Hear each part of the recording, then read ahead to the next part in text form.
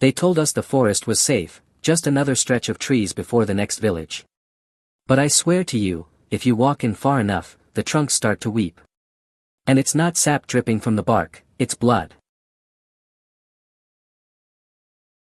We'd been marching for days through the Polish countryside, our boots caked with mud, our uniforms stiff with frost and sweat. The war had already taken too much from us, friends, sleep, any sense of who we were before it all began. But nothing prepared me for that forest. We arrived at its edge just before dusk. Tall pines, black silhouettes against a dying sun. The snow on the ground swallowed sound, no wind, no birds, not even the crunch of our own boots seemed right.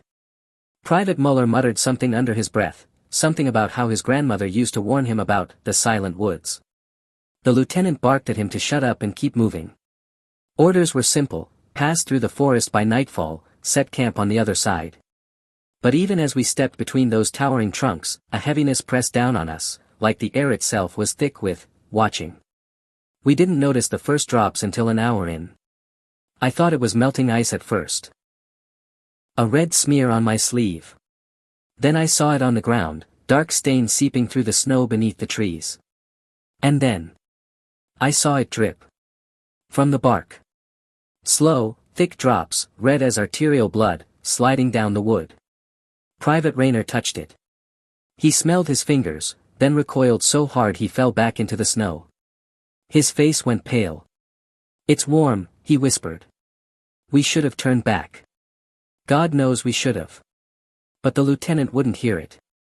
He said it was rust-colored sap, that fear was making us see things. And then came the sound. At first, I thought it was the groan of wind through the branches, except there was no wind. The sound was wet. Like something dragging itself along the inside of a hollow log. We marched on, but every tree we passed seemed worse than the last. Some had deep gashes in the bark, like claw marks, with the blood pouring out faster. And the smell, iron, rot, and something sweet, like old fruit left in the sun. Private Muller stopped suddenly. I'll never forget his face. He was staring at one of the trees, his eyes wide, his lips trembling. There, embedded halfway in the trunk, was a human face. Not carved. Not painted.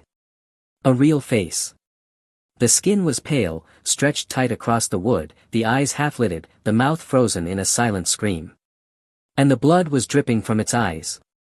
The lieutenant lost control of the unit then, men broke ranks, stumbling back, some muttering prayers, others just standing frozen. The forest was darker now, the sky blotted out by branches, except it felt like the darkness was moving with us. We tried to run. God help me, we tried. But the forest wouldn't let us leave. The path we came from was gone, replaced by more trees. No matter which direction we ran, the woods twisted, turned, and brought us back to the same clearing. And in that clearing, the snow was red. Not stained. Red. The trees there didn't just drip, they bled in streams. The ground beneath them churned like something alive was shifting just under the surface. Then the trees started breathing. I swear to you, their trunks expanded and contracted like lungs, the bark cracking open with every inhale. Faces appeared in more of them, faces I recognized. They were soldiers from our unit. Men who'd gone missing over the last week. One of them, God help me, was Corporal Weber. He had been my friend since basic training. I saw his lips moving, whispering my name, before the bark closed over him again. We fired our rifles in panic. The sound was deafening, the muzzle flashes lighting up the nightmare around us. But every bullet that hit a tree made it scream. Not creak. Not snap. Scream. High-pitched, human, and hundreds of voices joined in, until the forest became a wall of sound that made my teeth ache. And then, they started to move. Roots ripped free from the ground, twitching like fingers, wrapping around legs, pulling men into the ripped free from the ground, twitching like fingers, wrapping around legs, pulling men into the soil. The snow swallowed them whole, boots, rifles, screams, until there was nothing left but the bubbling red slush where they'd stood. I ran. I don't remember how I got out. My mind has patched over the details, maybe to save me from knowing. But when I finally stumbled into the next village, I was alone. And when the locals asked where my unit was, I told them they never made it through the forest. The old woman who served me soup didn't seem surprised. She just said, "That forest doesn't take kindly to strangers. It remembers every drop of blood spilled on its soil. And it gives it back, one soldier at a time."